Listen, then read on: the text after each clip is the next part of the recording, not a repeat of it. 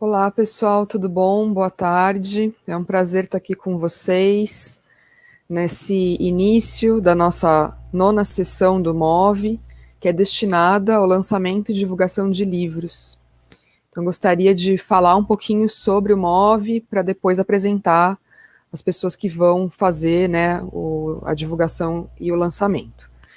Bom, o MOVE, ele é o primeiro encontro brasileiro de fotografia em movimento, é idealizado pelo Grupo de Pesquisa Cinematografia, Expressão e Pensamento, e que é um evento realizado por algumas universidades, eu vou falar quais são: a Universidade Católica de Pernambuco, com apoio da Universidade Federal da Integração Latino-Americana, a UNILA, Universidade Federal Fluminense, a UF, a Universidade Estadual do Sudoeste da Bahia, o ESB, Universidade Federal da Paraíba, o UFPB, a Universidade Federal de Santa Catarina, o UFSC, Universidade Estadual de Santa Cruz, o ESC, Universidade de Brasília, o UNB, a Escola Superior de Propaganda e Marketing, a ESPM, e a Universidade do Vale do Rio dos Sinos, que é a Unicinos.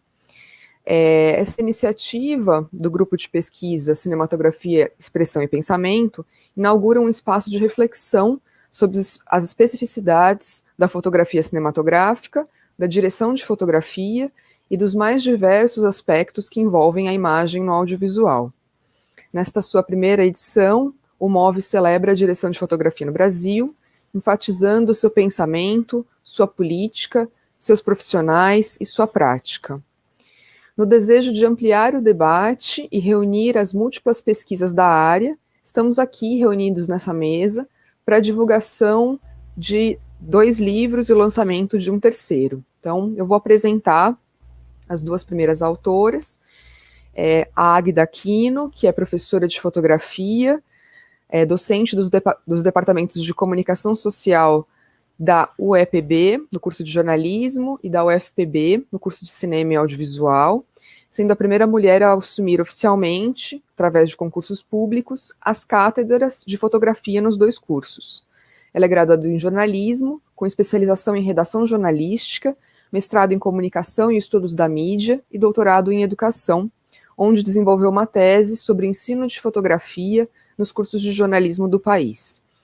Além da docência em fotografia, tem experiência na fotografia documental, de moda e experimental. Além de exposições fotográficas, curadorias, júris e comissões julgadoras de concursos fotográficos. Ela é autora do livro Lições de Fotografia para Fazer em Casa, Técnicas, Composição e Criatividade, publicado pela editora da Universidade Federal da Paraíba em 2021. Vou dizer também, né, que a gente vai ter uma apresentação para cada um dos autores de uma média de 20 minutos. Após as falas, a gente vai abrir para um debate. Os presentes, eles podem colocar suas questões pelo chat da plataforma, né, para se inscrever para fazer perguntas. A gente agradece a presença de todas e todos e iniciamos nossa sessão. Então, eu queria convidar a Águida para falar sobre o livro. Olá, pessoal, boa tarde. Em primeiro lugar, eu quero muito agradecer à organização do MOVE e ao Grupo de Pesquisa Cinematografia, Expressão e Pensamento, que me convidou para compartilhar um pouco da experiência do que é esse livro para vocês. Eu estou muito feliz em estar aqui hoje e poder contar um pouquinho a história desse livro.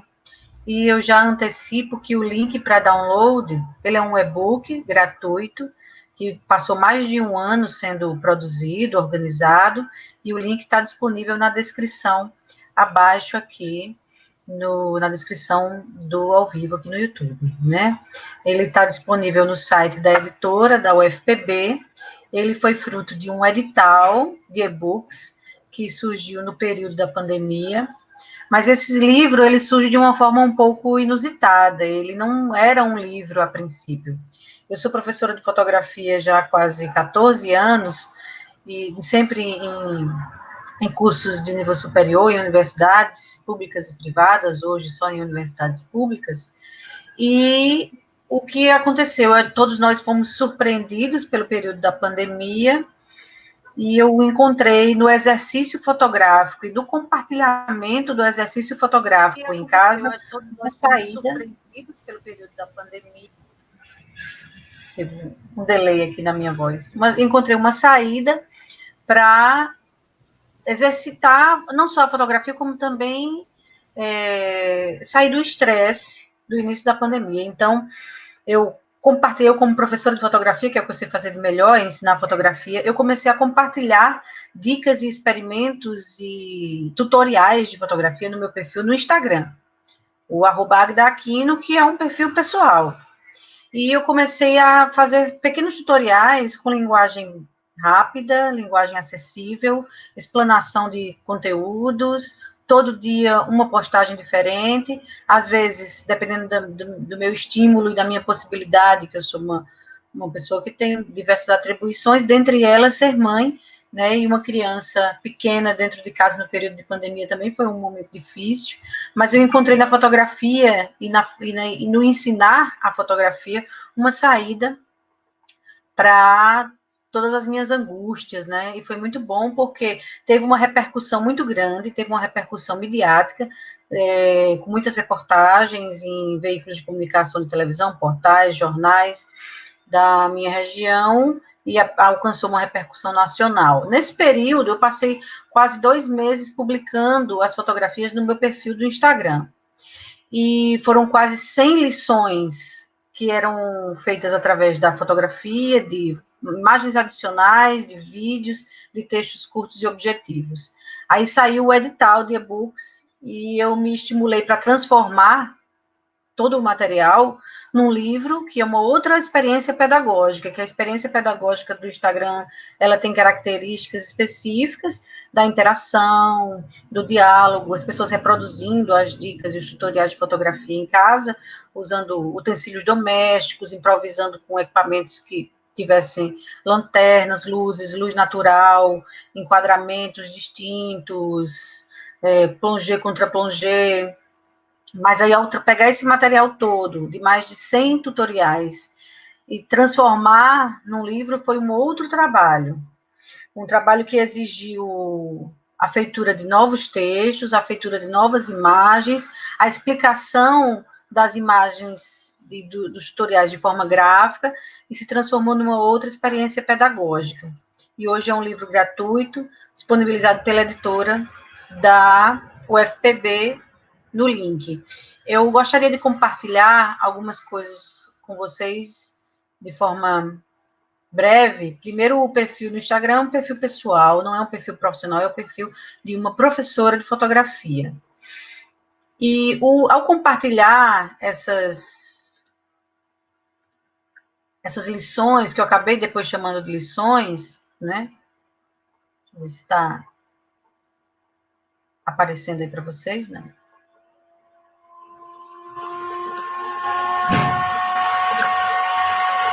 Agora sim, né? Esse é o meu perfil pessoal, e aí eu vou voltar no tempo, porque essas fotos elas foram compartilhadas de março a julho do ano passado, bem no começo do período da pandemia. Essas aqui são as últimas que eu fiz um estúdio, um fundo infinito em casa, com jornais, aproveitando o mote que teve aqui do fechamento de um jornal importante na minha região.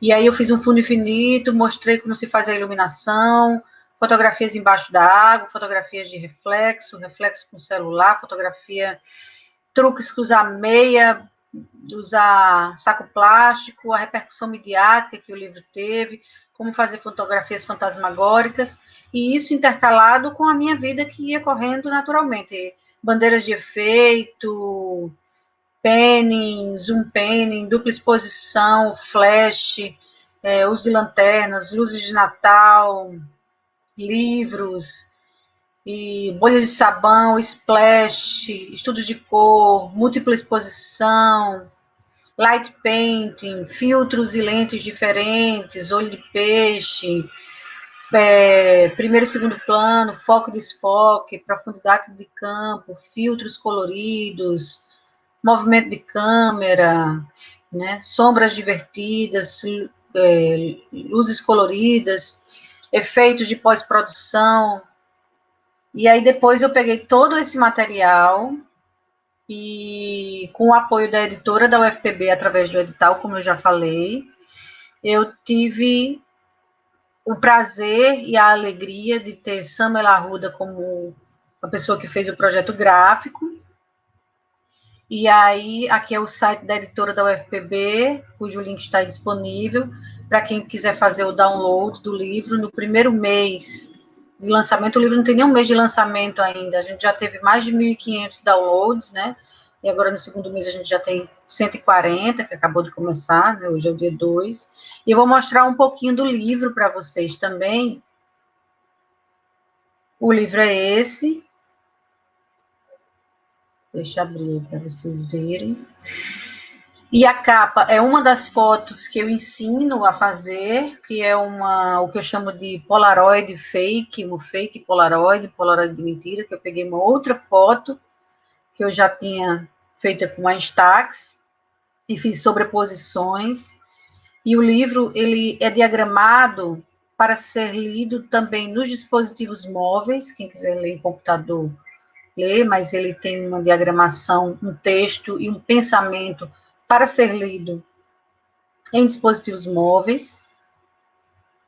E o sumário, por exemplo, ele é clicável, ele tem esse conceito visual das cores, ele está dividido em 2 capítulos, ele tem uma apresentação breve, que fala um pouco de como o livro foi feito, né, os porquês desse livro existir. Eu me estimulei muito a fazê-lo depois que eu conheci a pesquisa sobre publicação de livros sobre fotografia, no caso não é cinematografia, a pesquisa sobre livros de fotografia estilo, fotografia estática, que mostrou que no Brasil pouco mais de 5% dos livros escritos sobre fotografia são os publicados, né? São escritos por mulheres, tem autoras mulheres. No Brasil, esse número é pouco, no mundo, aliás, esse número é um pouco maior de 16%.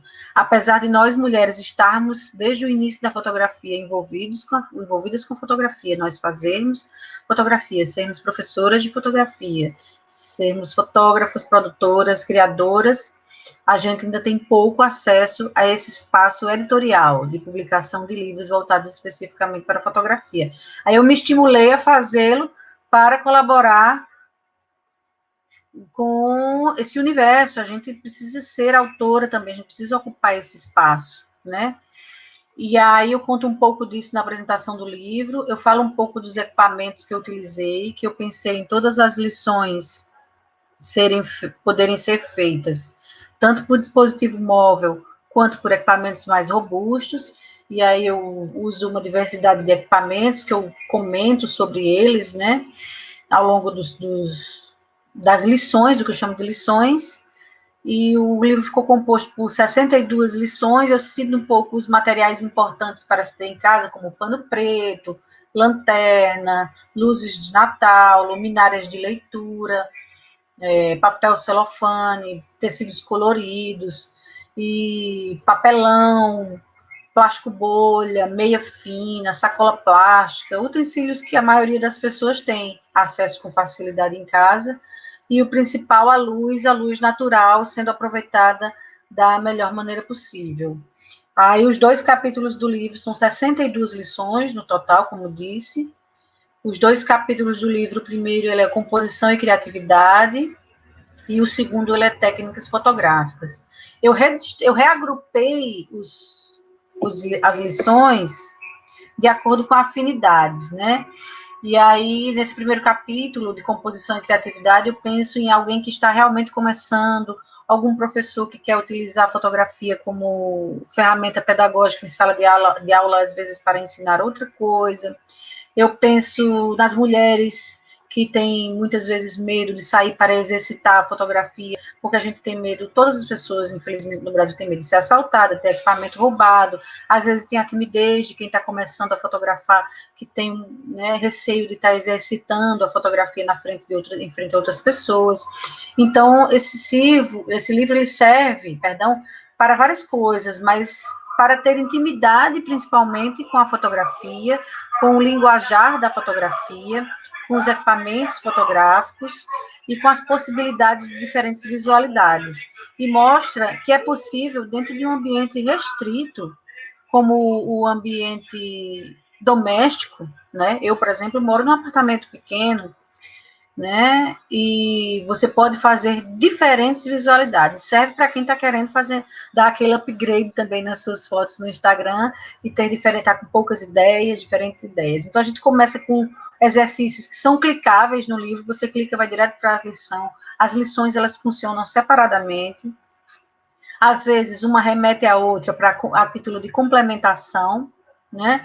E você quiser ir especificamente para o ângulo infinito, o fundo infinito, o ângulo zenital, o estudo de cores, né? Tem um capítulo de composição, de luz, de cor, quer fazer aquela luz de arco-íris no rosto, quer fazer uma bandeira de efeito, aquela sombra que parece uma janela, que não é uma janela fake, feita de isopor ou de papelão, quer usar a meia fina, o plástico bolha, para fazer aquele efeito de sonho, de nuvem, que se usa muito no audiovisual também, na cinematografia, na fotografia em movimento, você pode ir direto para lá, né? Fotomontagem, e aí o livro avança para técnicas mais específicas do universo da fotografia, que também são explicadas de modo a serem usadas através do celular. Eu falo em aplicativos, eu dou dicas de aplicativos, de como usar os aplicativos, de como eu os uso nessas fotos que fiz, né? Tem pequena profundidade de campo, bokeh, foco e desfoque, macrofotografia. Aí tem um capítulo inteiro sobre velocidade do obturador, tem um capítulo divertido sobre como fazer fotografias fantasmagóricas, né? Com dupla exposição ou longa exposição. Tem um capítulo específico de dupla exposição. Tem um capítulo sobre flash, com 2 lições de como usar o flash de forma criativa, e filtros e lentes. Ao final, eu trago algumas dicas, como fazer alguns de referências e conhecer o seu equipamento, não ter medo de mexer no equipamento. Então, para quem está começando, é uma boa ferramenta, ou para quem quer relembrar algumas lições, ou para quem quer ter um guia para a sala de aula, né, de começar do mais simples até ir para as lições mais complexas. Eu acho que o livro funciona bem. No final, ele tem um glossário, onde eu pontuo alguns dos termos mais usados no livro, né? Aí eu vou aqui para a primeira lição, só para mostrar para vocês como funciona. Essa é a foto que eu fiz na sala de casa. Sim, as fotografias todas são autorretratos. Por que autorretratos? Porque a selfie, ela é um fenômeno fotográfico da contemporaneidade, né? Apesar do autorretrato existir desde a pintura, a selfie juntou, né, a fome com a vontade de comer, né, do registro de si nas redes sociais, e mostra que, mesmo com a limitação do ambiente doméstico, com a limitação de serem todas selfies, as fotografias elas são extremamente diferentes umas das outras, né? E aí, como recurso pedagógico, além de mostrar a foto, aí eu explico com textos curtos e objetivos como fiz aquela foto, e mostro com desenhos a sala da minha casa, como eu pus os livros, a câmera no tripé, o controle da câmera, né? Como eu dispus as coisas, usando apenas uma luminária de leitura e a luz natural do ambiente para fazer essa foto. E aí, o livro segue com outras técnicas, espelho infinito, como eu conto como foi para organizar os espelhos em casa, né? Não vou falar tudo, mas essa dica do reflexo com outro aparelho celular, por exemplo, que você consegue usar 2 aparelhos celulares para fazer o reflexo, que pode ser simulado também, em ambientes abertos, né? Só que todas as fotos foram feitas em casa, por isso que o livro se chama Lições de Fotografia para Fazer em Casa, Técnicas, Composição e Criatividade. Isso é só uma amostra. Tem reflexo na janela, deixa eu mostrar uma outra foto aqui. Perspectiva forçada, e tem muitas coisas divertidas e criativas que visaram também transformar o ambiente doméstico num ambiente de aprendizado, mas também num ambiente de divertimento, de criatividade e de inovação. quero mostrar uma lição aqui, a última, para encerrar a minha fala, que a gente tem outros 2 livros maravilhosos para conhecer, né?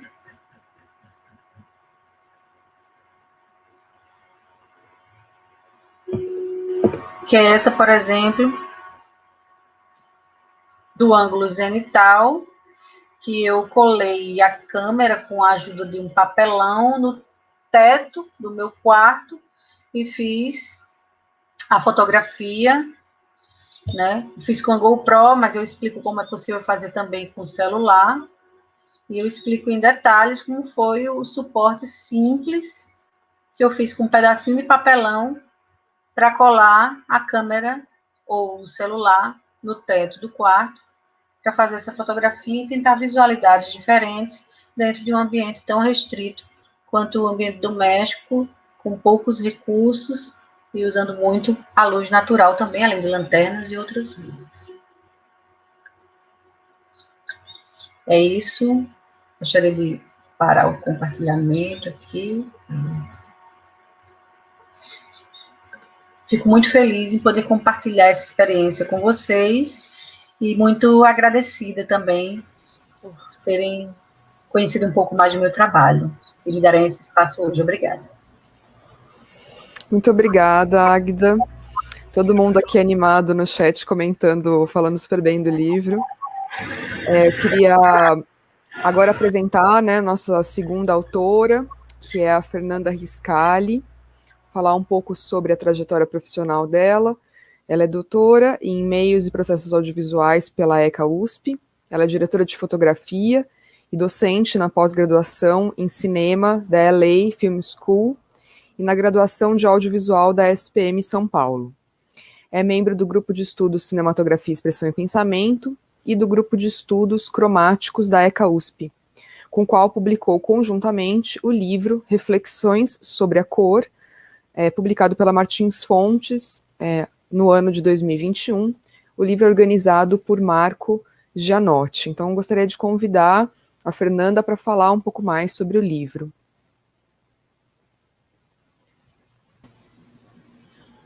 Oi, Cíntia, boa tarde. Boa tarde. Boa tarde a todas e todos que estão aqui. Queria agradecer primeiramente aí essa oportunidade do MOVE para vir falar desse livro tão especial. Não é um livro meu, né? É um livro do grupo de estudos cromáticos da Escola de Comunicação e Artes da ECA USP, da qual eu faço parte. E esse livro, então, ele foi escrito conjuntamente pelo grupo, a partir dos seminários realizados durante 10 anos, de 2009 a 2019. O livro, como você falou, ele foi organizado pelo professor Dr. Marco Gianotti, mas o grupo de pesquisas, ele tem uma dupla coordenação, ele é coordenado pelo Marco Gianotti e também pelo professor doutor João Carlos César, que é da Faculdade de Arquitetura e Urbanismo da USP. Eu vou apresentar aqui um material que eu tenho do livro. Vocês estão vendo?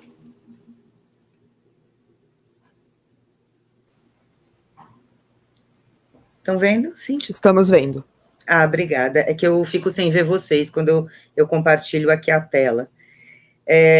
Bom, então, essa é a arte da capa do livro, né? O livro foi lançado recentemente, agora no final de maio de 2021. E o livro, ele reúne uma série de ensaios que falam sobre o fenômeno cromático em diversas manifestações na arte moderna e na arte contemporânea, e, dessa forma, ele acaba abarcando o cinema. Eu entrei no projeto do livro para escrever 2 capítulos, o capítulo sobre ícones, que é fruto de uma pesquisa minha do filme Ivan o Terrível, parte 2, do Sergei Eisenstein, que tem uma sequência colorida, e nessa pesquisa eu trabalho uma ponte entre a cor do filme e a cor dos ícones, e eu escrevi também o livro, o capítulo Cor e Cinema. A estrutura do livro, ela parte da doutrina das cores do Goethe. O Marco Gianotti, ele é um grande estudioso da doutrina das cores do Goethe, ele fez o mestrado e o doutorado dele em cima dessa doutrina, e, inclusive, ele traduziu o livro do Goethe para o português, que é essa capinha que aparece aqui no meio. Então, o livro, ele parte da estrutura da doutrina das cores, que é uma doutrina que ela se afasta um pouco, né, se afasta bem da teoria do Newton, na teoria das cores do Newton, porque o Goethe, ele não se interessa apenas em entender e explicar por que a cor surge da luz, mas por que a cor aparece junto à sombra. E o Goethe, ele vai se interessar pela manifestação do fenômeno cromático enquanto existente, né, enquanto a cor produzida na retina, né? Ou seja, o Goethe, ele não pensa apenas na cor produzida pela luz, mas ele pensa a cor na sua relação específica com a visão. E, dessa forma, ele divide a manifestação da cor em 3 formas. Ele faz uma divisão entre cores fisiológicas, cores físicas e cores químicas. As cores fisiológicas, né, e aqui eu trago uma citação, na medida em que as cores pertencem ao olho e dependem da sua capacidade de agir e reagir. As cores físicas, na medida em que percebemos as cores através dos meios incolores, ou com o auxílio destes. E as cores químicas, na medida em que as cores são parte do objeto, né? Então, por exemplo, os pigmentos. Então, assim, a diferença que existe entre a teoria das cores do Newton e do Goethe, ela se baseia, na verdade, em 2 formas diferentes de pensar a natureza, né? E enquanto a gente tem os físicos newtonianos pensando a cor de uma forma mais objetiva, o Goethe, ele pensa, né, inserido aí no contexto do idealismo alemão, ele vai pensar as cores de forma mais subjetiva. Então, aqui eu trago para vocês como se estrutura o livro. Então, como eu disse, a gente parte da concepção do Goethe, e aí o livro, ele é dividido em 6 partes, né? A primeira parte, que trata da relação entre cor e olhar. Depois, inspirado, né, partindo do Goethe, a gente vai falar das cores físicas, então, principalmente da cor e superfície. No terceiro módulo, a gente vai tratar da cor e espaço. No quarto módulo, as cores químicas, então, sobre o corpo da cor e o pigmento. O quinto módulo, ele não vem da teoria do Goethe, mas deriva dessa teoria. A gente vai tratar a cor nos seus aspectos técnicos, e aí entram os capítulos específicos sobre cor e fotografia, né, como esse capítulo escrito pela Maura Grimaldi, e o capítulo específico sobre cor e cinema, que foi o capítulo que eu escrevi, né? E ainda a gente fala de outras manifestações técnicas, né, como a cor digital, a cor no vídeo, a cor em música, a cor em impressão. E, para encerrar o livro, o Marco faz um capítulo sobre a relação entre a cor e a linguagem artística. Bom, o livro, infelizmente, ele não está disponível para download, tá? Ele está à venda no site da Martins Fontes, aqui eu trago uma imagem do site, e eu queria aproveitar essa fala do livro para dizer que o grupo Cromáticos, nós estamos fazendo, a partir do lançamento do livro, uma série de módulos de palestras baseadas, né, nos capítulos do livro. Então, essas palestras, elas vão seguir essa estrutura dos 6 módulos do livro, e elas começam agora, na semana que vem, com o primeiro módulo, que é o Cor e Olhar. Então, o Marco vai estar falando sobre os prismas, né, a teoria de cor do Newton e do Goethe. Eu vou falar sobre o meu capítulo sobre os ícones e a questão do olhar.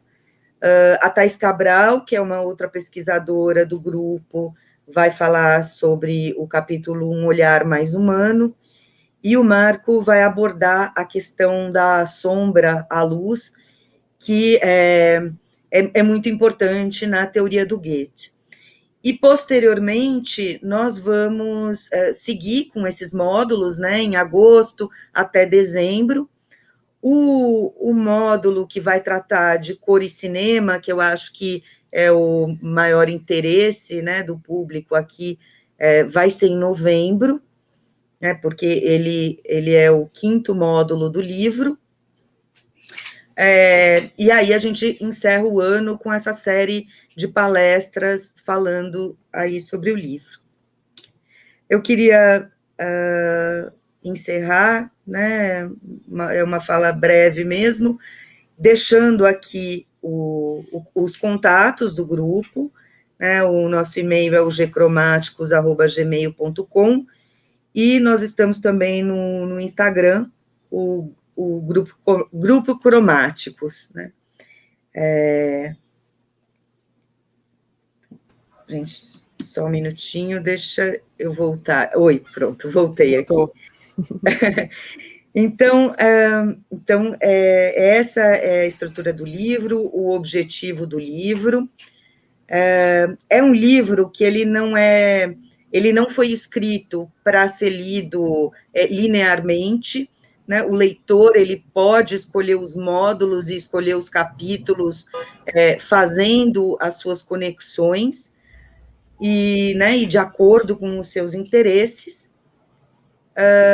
Bom, então é isso. Eu espero que vocês leiam, gostem do livro, e eu estou aqui para responder perguntas depois a respeito do livro. Tá bom? Muito obrigada. Obrigada, Fernanda. Todo mundo animado para o ciclo de palestras aqui no chat. Queria, então, agora anunciar, né, o nosso 3º lançamento da nossa tarde, que é o livro organizado pela Aline de Caldas Costa e por mim, o livro Cinematografia, Expressão e Pensamento, volume 2. Queria, então, convidar a Aline para conversar com a gente, apresentar o currículo dela rapidamente. Ela é doutora em Memória, Linguagem e Sociedade pela Universidade Estadual do Sudoeste da Bahia, professora da Universidade Federal do Oeste da Bahia. E o livro, né, que a gente vai apresentar, ele foi lançado pela editora Apres, agora em 2021, e a gente vai falar um pouco mais sobre como que foi o processo de organização dessa coletânea. Olá, Aline, tudo bom? Olá, boa tarde. Me sinto bastante contemplada pela sua apresentação. Quer falar um pouquinho de como é que foi o nosso processo? Eu estou um pouco tímida ainda. Tudo bem, não tem problema. É que tem muita gente olhando pra gente, a gente fica tensa. Mas vamos lá. Eu vou primeiro compartilhar aqui a capa do livro com vocês. Só um minutinho.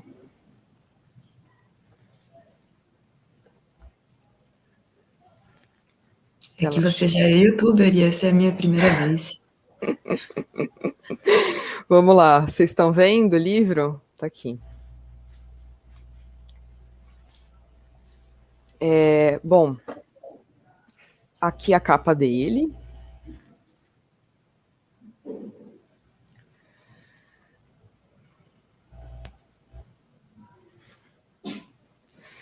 A ideia, né, desse segundo volume, deixa eu só tirar, fechar aqui,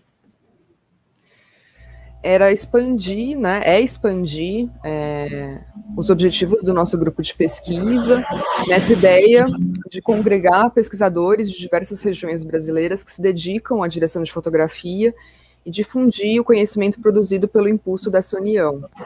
Então, nesse segundo volume, a gente traz artigos que abordam os saberes e fazeres a respeito da imagem fotográfica, estática e em movimento, e análises de imagens que circulam na vida social em diversas instâncias, como a do entretenimento, do documento, da contemplação estética, do entrecruzamento de linguagens, entre outras.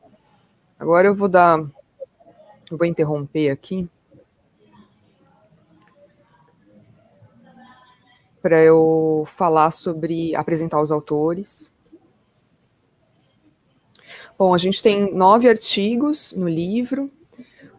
A gente tem, o livro é dividido em 2 partes. Na primeira parte a gente fala, né, são textos que falam sobre o ofício de fotógrafo.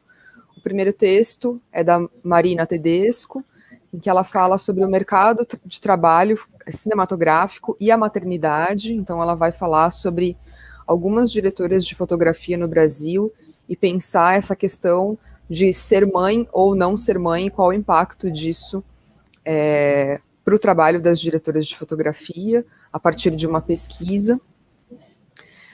O segundo capítulo, ele é escrito pelo Felipe Bonfim, em que ele vai falar sobre o olhar da câmera documental em War Photographer, de 2001, de Christian Frey. Então ele vai analisar esse segundo documentário do cineasta suíço. No terceiro capítulo, a gente tem um texto do Miguel Freire, intitulado A Alvorada, de Mauro Fontenelle, Biografema de Brasília, em que ele vai analisar uma série de fotografias que são as primeiras imagens de Brasília feitas ainda no período da construção.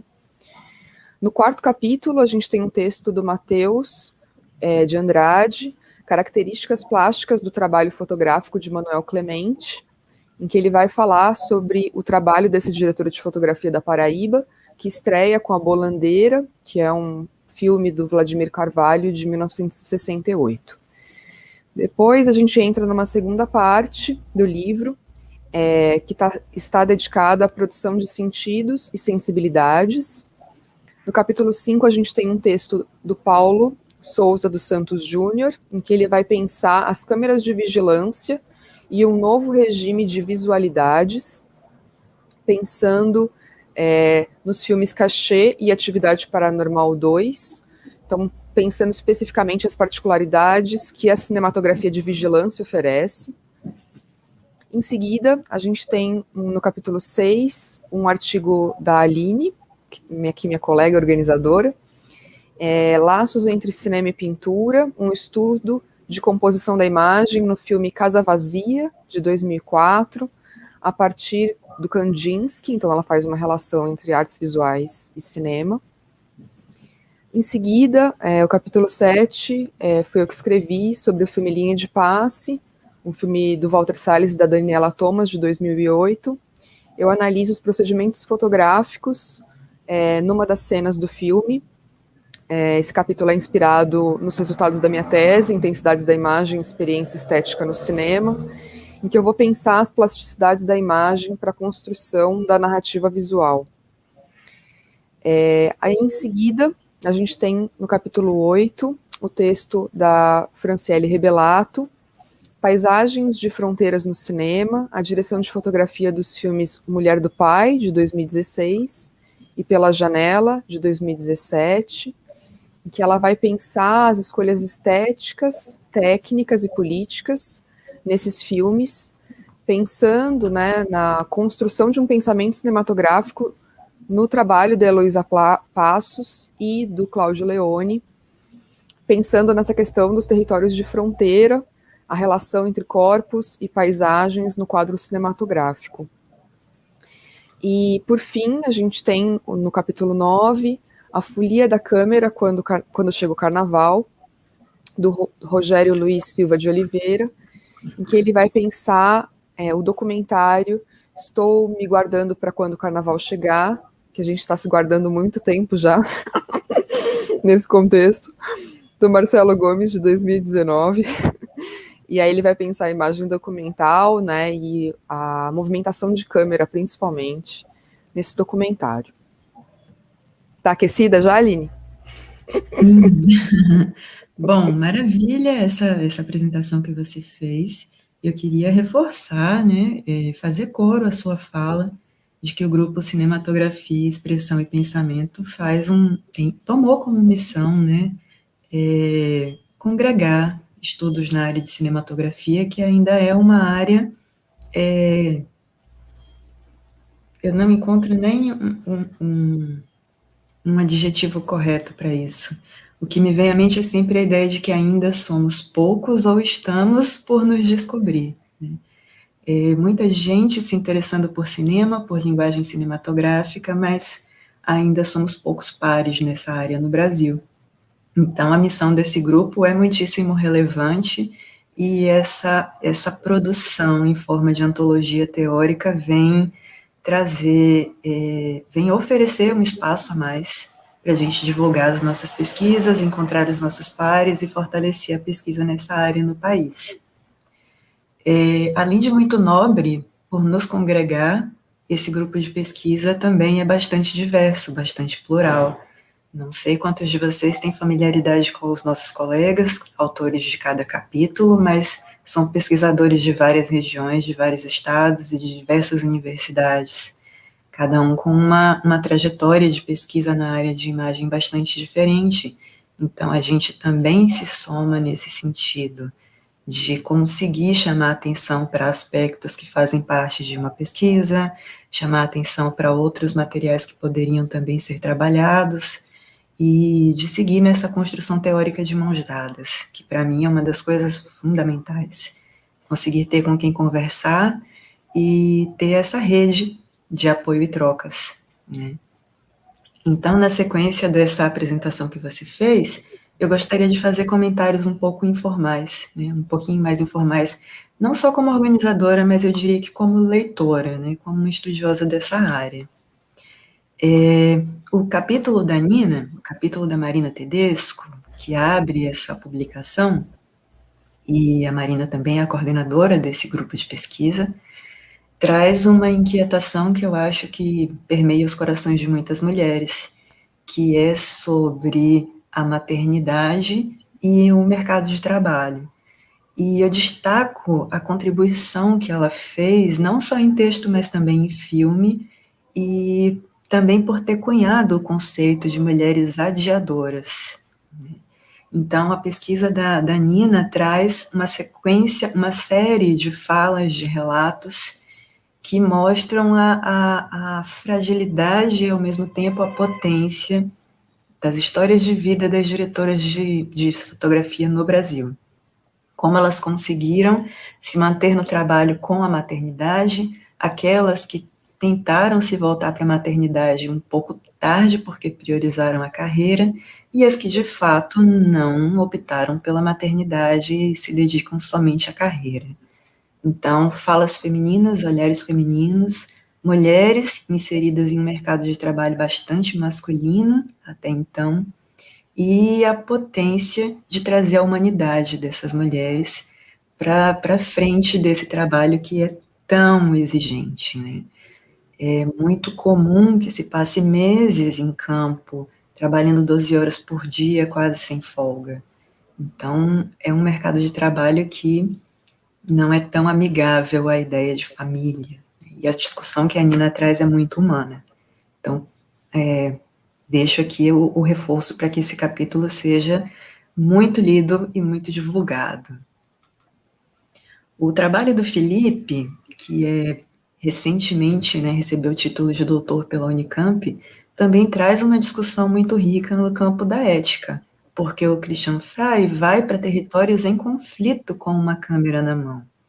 E diferente de vários outros documentaristas, ele se aproxima do público que está sofrendo situações em territórios de conflito e traz uma discussão sobre o que, né, sobre as implicações da aproximação do dispositivo fotográfico desse público,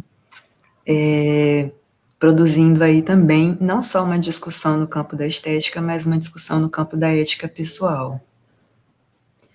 O trabalho do professor Miguel Freire, que é da UF, da Federal Fluminense, traz a memória do trabalho de Mário Fontinelli e traz o trabalho do Mário Fontinelli como memória.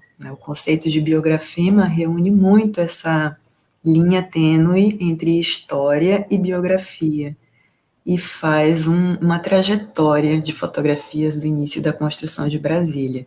Não só da paisagem, não só da supressão vegetal e animal que houve no terreno, em favor de uma urbanização planejada, mas trazendo também a figura dos trabalhadores, trazendo a figura das primeiras pessoas que estiveram ali e que se dedicaram a pensar e executar o projeto de uma nova capital.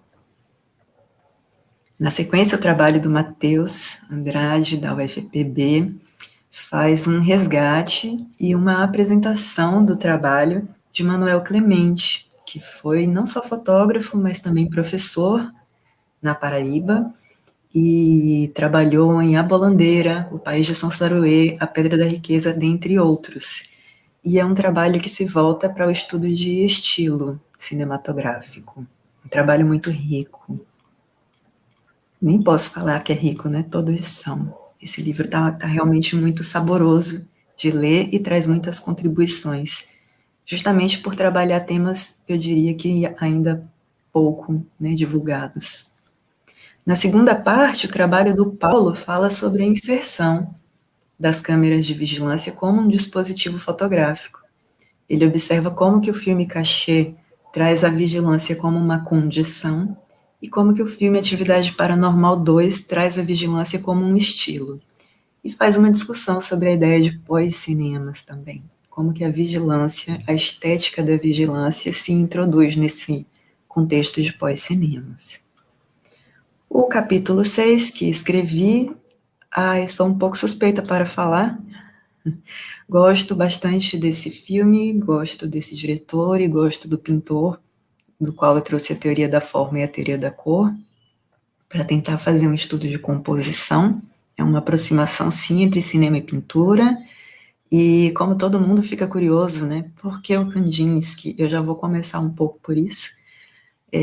A teoria da cor e da forma do Kandinsky é pouco conhecida, ainda é pouco lida, pouco discutida, pouco mobilizada.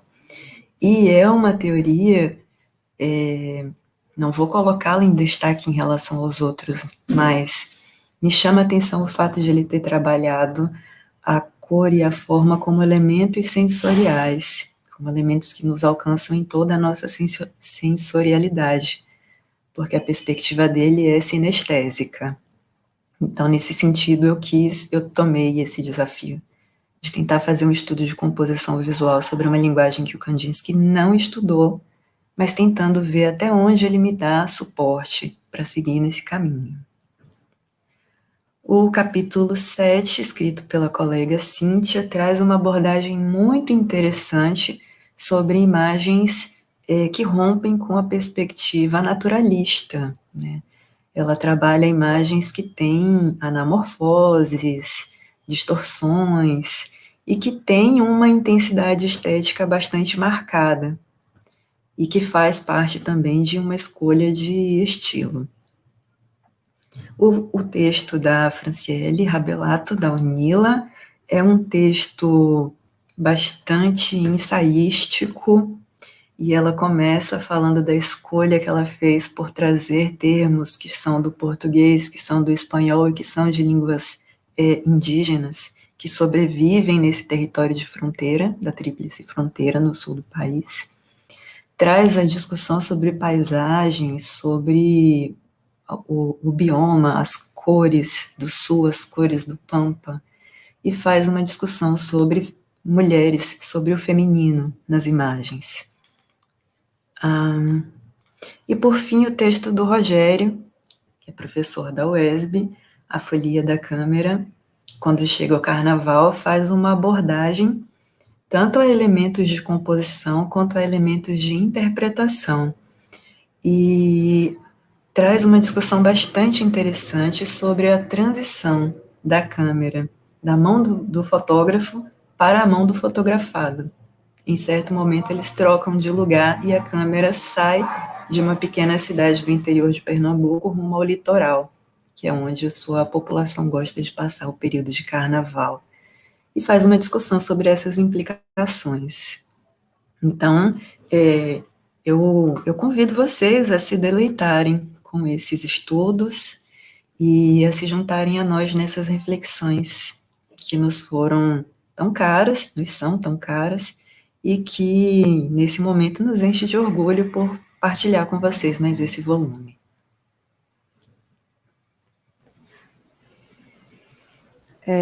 Bom, gente, agora eu queria abrir para perguntas. Fiquem à vontade para elaborarem questões para as autoras.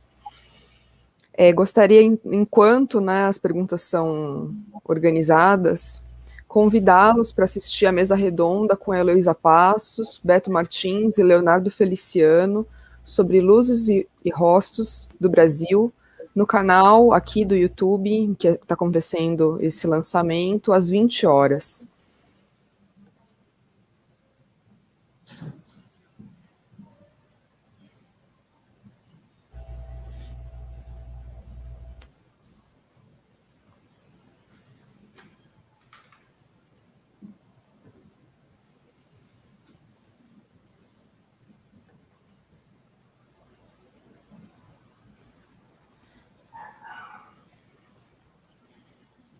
Por enquanto, a gente ainda não tem perguntas, estamos aguardando aqui no chat.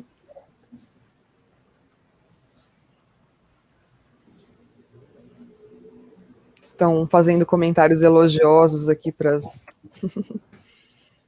as autoras. Aproveitar para mostrar, Val, o livro aqui, vocês se animarem.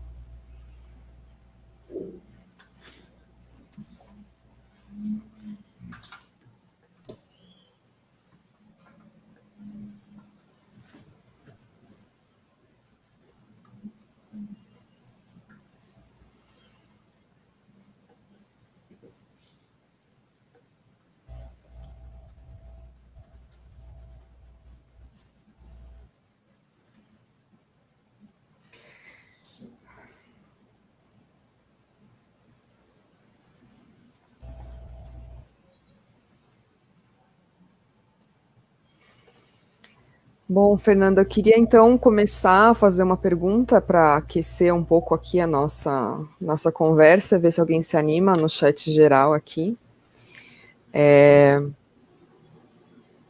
Eu queria entrar um pouco mais no artigo que você escreve sobre cores cinema, cor no cinema. Você podia falar um pouquinho mais para a gente sobre se você analisa algum caso específico, instigue nossa curiosidade sobre o texto. Então, o texto, ele é voltado não para especialistas, mas para pessoas leigas. Então, eu trato brevemente da forma como a cor no cinema, como ela é elaborada. Então, partindo dos conceitos do Richard Mizek, da cor pigmento, da cor luz e da cor pós-produção. Então, falo especificamente de alguns exemplos, né, de diretores que usam majoritariamente a cor pigmento, então, nos objetos, nos figurinos, na direção de arte em geral, e de alguns autores né, alguns cineastas que fazem uso da cor-luz, principalmente. Faço um breve panorama do início da cor no cinema, do Technicolor. Então, ele é um apanhado mais geral, né? O grupo, ele tem a intenção de fazer um próximo livro aprofundando questões, mas, por enquanto, então, esse apanhado geral, um breve histórico, né, e falando pontualmente de alguns diretores e desses diferentes usos da cor aí no cinema. Obrigada. Temos uma pergunta aqui, vamos lá. Pergunta da Nina Tedesco. Lindo o lançamento desses 3 livros, todos com mulheres autoras. Mais mulheres precisam ser autoras na fotografia e na direção de fotografia. E aí... Calma aí. A Águida falou que vai responder. Responda, por gentileza, Águida.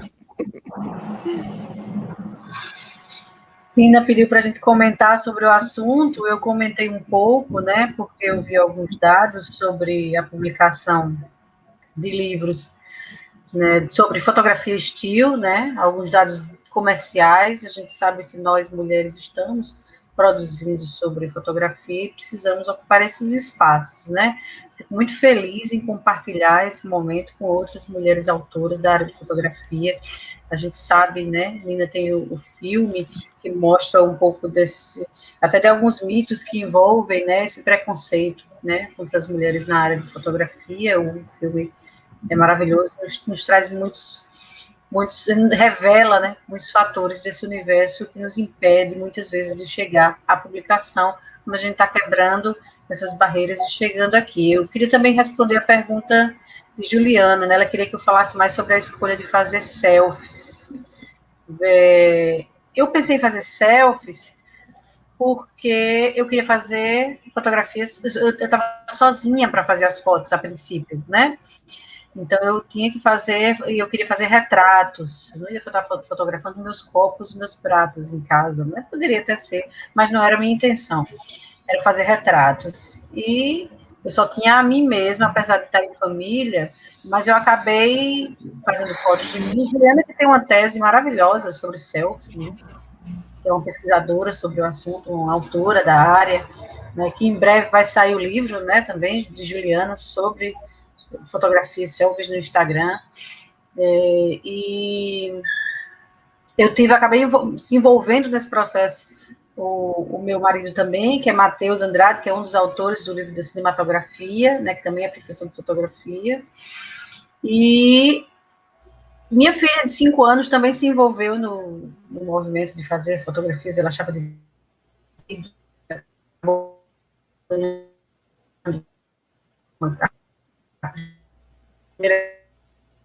câmera desse momento, e fazer fotos de si. A gente também, quando se fotografa, eu achar farem a si mesmos, em vez de estarem só fotografando os outros. Acho que é um primeiro momento para poder fotografar outras pessoas, pode ser fotografar a si mesmo. Obrigada, Águida. Queria fazer a pergunta da Juliana, né? Ela falou, gostaria que vocês falassem sobre a importância da publicação de livros no Brasil e sobre a importância da pesquisa científica, sobretudo nesse contexto da pandemia. Quem gostaria de comentar?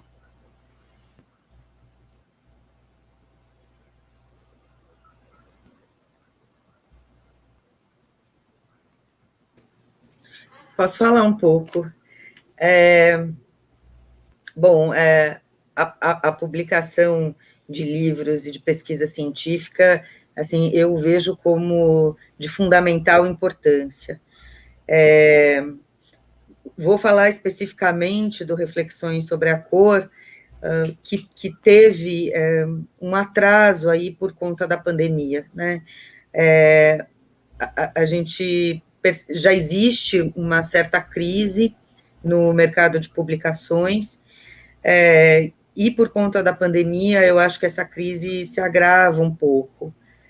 O nosso livro, por exemplo, era para ser publicado em 2020, e a Martins Fontes precisou postergar por conta da crise agravada pela pandemia, não só do mercado editorial, mas, enfim, das pessoas que tiveram aí diminuição de renda, então, consequentemente, a compra de livros acabou sendo impactada, mas eu vejo como uma iniciativa fundamental, até de resistência, não só no contexto pandêmico, mas no contexto político que a gente vive.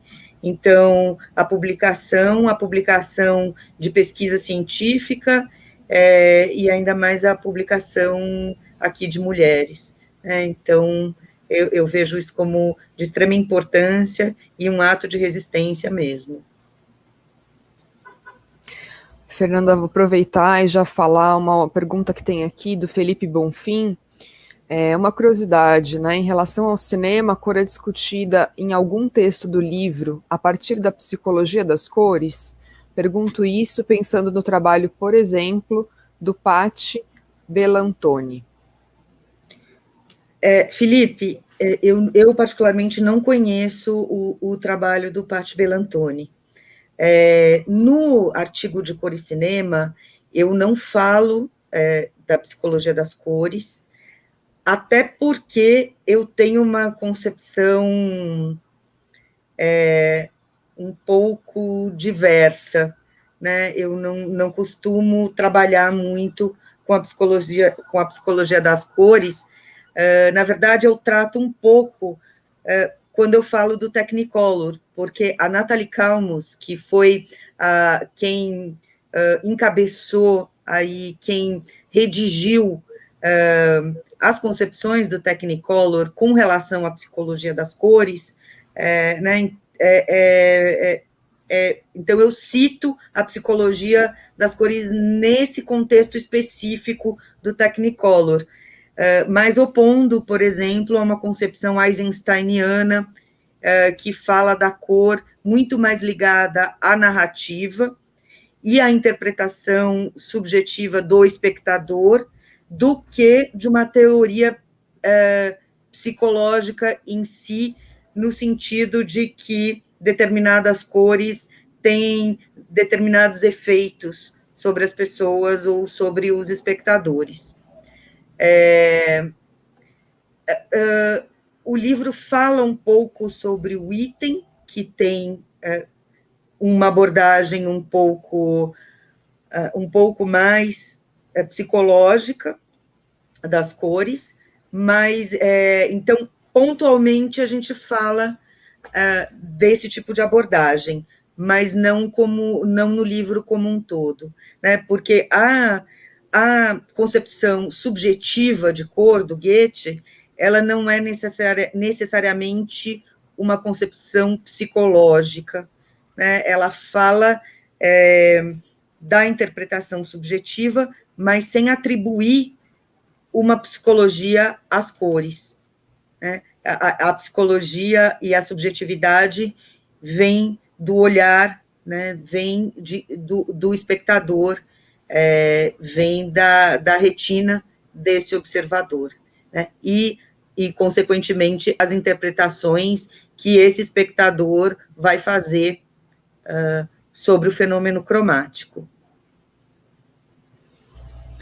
Obrigada, Fernanda. Agora a Aline queria fazer um comentário sobre a pergunta da Juliana. Me associo a Fernanda no sentido de colocar o nosso esforço como uma resistência, sim, e eu diria que muito em lugar de primeira instância mesmo. Falando sobre o livro com pessoas da minha família, eles me perguntaram, e aí, quanto que você ganha por isso? Não ganhamos, não é por um fator financeiro, na verdade investimos, né? E o seu nome vai circular, então, pelo país? Provavelmente por nosso esforço também, né? Não desmereço o esforço das editoras de distribuição, mas contamos com os nossos pares, efetivamente, né? E aí ele me perguntou, mas afinal, para que um investimento desse porte? E eu diria que é para não nos calarem. É para não nos calarem. A ciência não vai ficar no aguardo e nem vai ficar subordinada às melhores condições para poder fluir, né? Nós, cientistas, abraçamos esse lugar de resistência com todas as nossas forças. Então, a importância dessas publicações, a importância dessa divulgação, mesmo sabendo que o nosso país já perdeu mais de 500 mil de vidas, é um impulso de vida para nós. É a nossa forma de fazer resistência a toda essa crise que não precisava estar acontecendo. Muito obrigada, Aline. Eu acho que essa fala é forte o suficiente para a gente encerrar aqui o nosso lançamento. Eu queria novamente agradecer muito às autoras, aos participantes dessa sessão e, né, voltar a convidá-los para assistir essa mesa redonda que encerra o MOVE com a Heloísa Passos, Beto Martins e Leonardo Feliciano sobre as luzes e rostos no Brasil, aqui nesse mesmo canal do YouTube às 20 horas. Foi um prazer estar com vocês. Boa tarde.